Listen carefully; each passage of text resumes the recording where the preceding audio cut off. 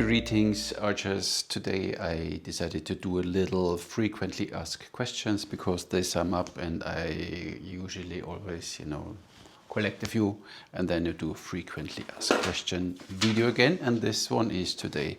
And the first question is, how much shorter is the string of an Asiatic bow than the bow itself? So because in traditional recurves it's whatever 3-4 inches, and somebody wants to know how much shorter the string is, so I tested, or I will tell you, on two bows I have here. One is the Tatar from Malibu. I guess there is no general rule. It depends a little bit on the build and brace height and what have you of the bow, so I guess you can't say it in general, so it's now has to be like this and like this, depends a little on the bow. So this bow is 52 inches from nock to nock, and the string is 4 inches. See, Thai chili, oops. 47 and a half. 42 and a little bit, 42 and a half, so it's 5 inches. 4-5 something inches roughly, I guess, for the Asiatic bows, but as I said, it's not a general rule, it depends a little bit on the bow. Can you string an Asiatic bow while you sit? Good question, let's find out. I still do it in my way, as you know. I put the string in the top loop, hold it there, step through,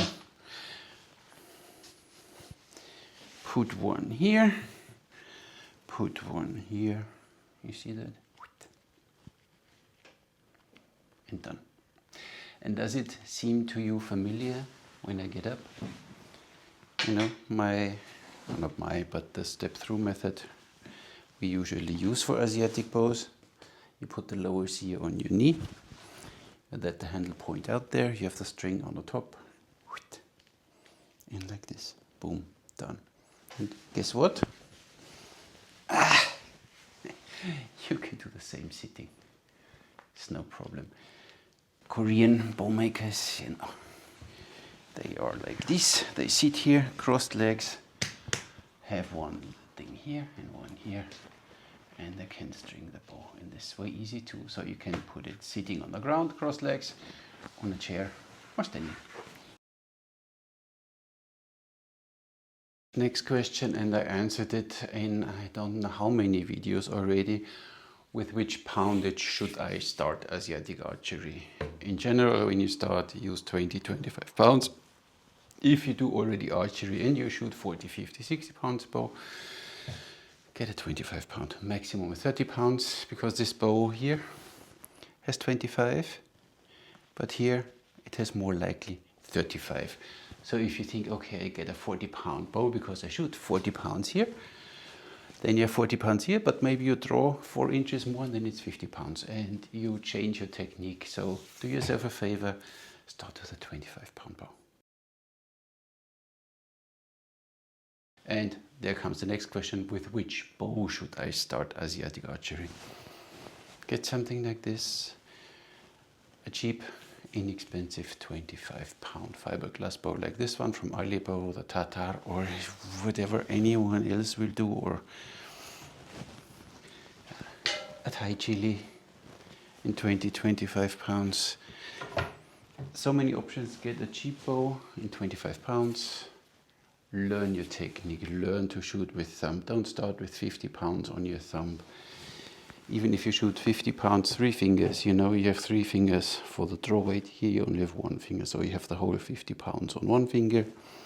And here you split it up into 3 fingers. So do yourself a favor, get a low poundage bow, something cheap like this, and then learn your technique. If the bow is too heavy, like let's say this one, it's 40 pounds or something, you start with a too heavy bow, and then you start getting whatever, and then shoulder and what have you. Technique will suffer. Get a low poundage bow. The old question of nocking point. Should you have a nocking point I guess in the long run, yes. But when you get your first Asiatic bow, you see that there is no shelf. You see that your hand, your thumb, is the shelf. So it depends really how you hold the bow. So I would suggest you shoot first 100 arrows or so, and then you see, maybe due to your not existing hatra yet, where you have the most scratches. So most probably this is where you have the arrow most of the time. So most probably the bow will always fall in the same position now after a few shots. And then, yes, you can start putting a knocking point. You know that 90 degrees, and then you go kind of a finger width up a little bit. There are different ideas out there, but just get a little up so you're safe that you don't scratch yourself just in case you have the wrong arrows. Then you could have made a knocking point. Without knocking point, how can you be accurate without knocking point? I don't know. I just knock and it's roughly there. And I knock again and it's roughly there again. It's muscle memory. So you really will know. And it doesn't make a difference if it's here or here. So it really doesn't affect my accuracy. But your mileage might vary. So shoot first a few times until you really know where you hold the bow. Because a knocking point, once it's set, has a knocking point. You see that here? Yep. So now I'm new. And today I hold the bow like this because it just feels right. And see what the arrow is doing. Points upwards. Next time I shoot and I hold the bow further down. What is the arrow doing when I go to the knocking point? Points downwards. So first, you always need to make sure that you have the same grip on your bow. And then a knocking point indeed will make sense. Do yourself a favor, make a knocking point like this out of thread. You see it here, out of thread or dental floss or something, and put a little super glue on it. Don't use these brass ones you normally find on modern bows. You have, when you shoot, there's your knocking point, and then your index finger, because you hold the arrow in place here, will always touch the knocking point here. You see that? And if this is this metal, this brass one, which is maybe not completely closed and have a sharp edge, you will get always scratches here and callus and what have you. So do yourself a favor, use some thread. 2025, and the questions you have to deal with: why do you have the arrow on the outside of the bow and not of the inside when you shoot thumb? So you come now from your 3-finger shooting, you have the arrow on the inside, right? And you shoot with your 3 fingers and the arrow stays, because you tilt your bow maybe a little bit, stays nice here in place, all fine and good. So we do thumb release, the arrow is on the outside with thumb. And with this pressure again, see, now it's easy for me. Arrow stays in place, doesn't shake, doesn't do anything. If I would put the arrow on the inside and try to shoot thumb release, it's not really going to work. Of course, in Mongolia, they started now shooting thumb release on their Nadam Fest and have the arrow on the inside because I start aiming over the arrow, but that's different. Traditionally, when you shoot thumb release, you want to have the arrow on the outside, and it's even faster for loading, for everything, you know. Zack, zack. It's just easier, it makes sense, so don't mix them up.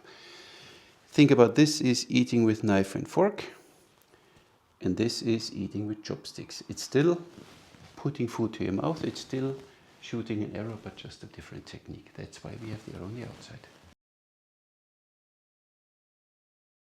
Next question. I did already videos about most of these topics. How do you measure the brace height? In general, usually how they measure it, it's from the deepest part of the handle, 90-degree angle to the string. In this case, it's 5.5 inches.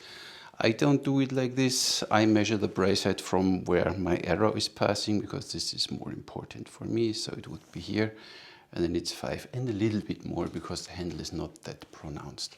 I only measure the brace height from the inside. If I measure the draw length, I still measure it from the outside, because this is for me when an arrow is 29 inches, let's say like this one, then I want to know what is the poundage when the tip is reaching the bow's back, not the inside. So I don't want to draw the arrow until it's here that I know, okay, now it's 29 inches. You know what I mean? So for this, the draw length I still measure from the outside, the brace head I measure from the inside. Next, fletching, straight or helical.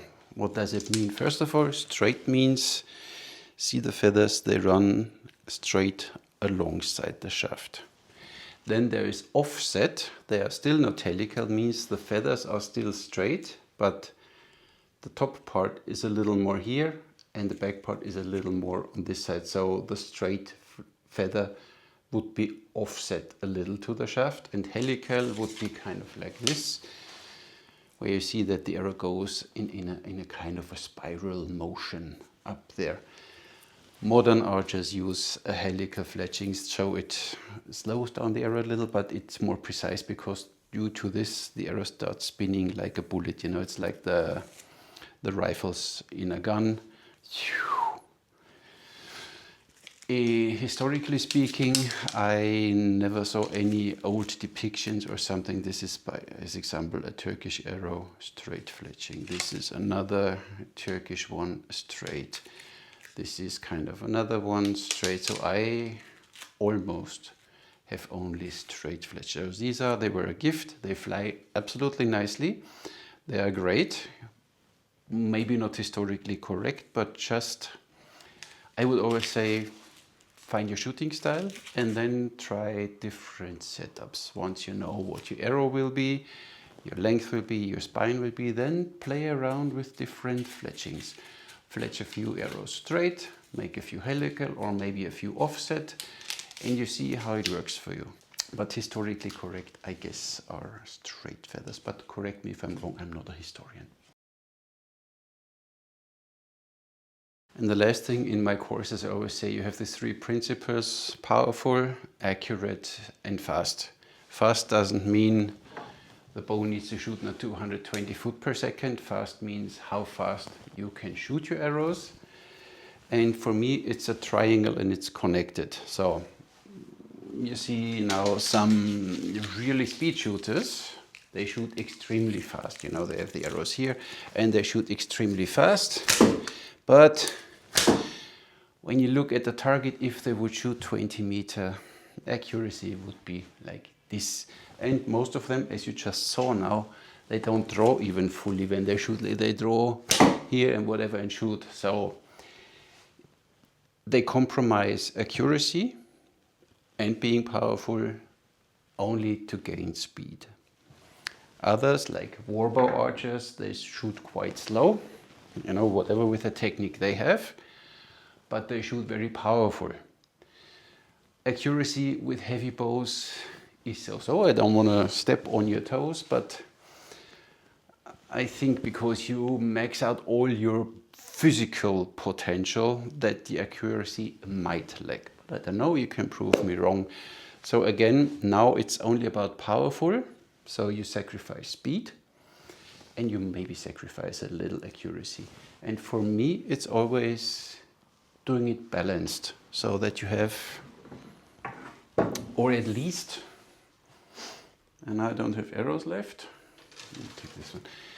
At least you get the sense of, okay, what does it mean shooting faster, but still full draw, still powerful, still accurate. So for me, it's the balance between these three, that you shoot powerful, accurate, and fast. And sometimes, if needed, you can shoot a little faster, maybe at the cost of being mostly accurate. But when you see, maybe it's important because 3 enemies are close to me and I need to shoot them fast, then it's fine. When they are 5 meters here, I will hit them, so I don't have to be that accurate.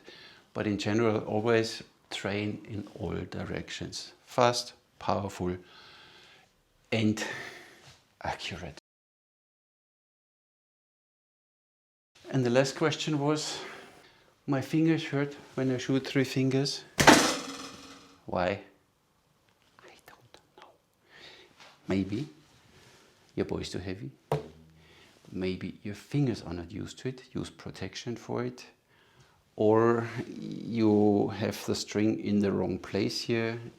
I guess you need to learn how to shoot first. These were a few of my frequently asked questions I collected over the last few months. So if you have more questions, send them, I collect them again, do another frequently asked question session for you. Thank you very much for watching, and I'll catch you in the next one.